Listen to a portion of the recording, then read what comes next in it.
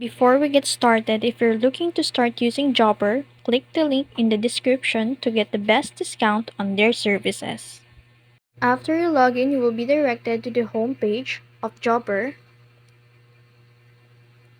To see client, click Clients.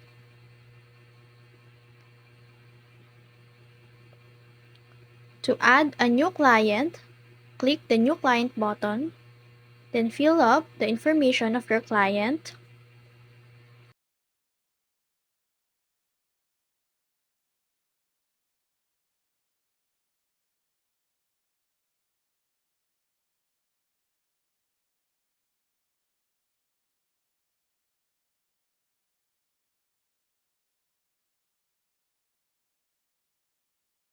Once you're done, click Save Client.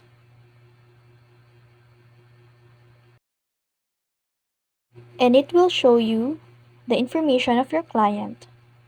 Now, to delete it, click Clients, click the three button. Once you click it,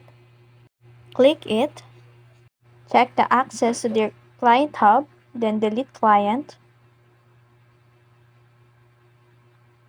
and it's done. Like and subscribe if this tutorial helped you out.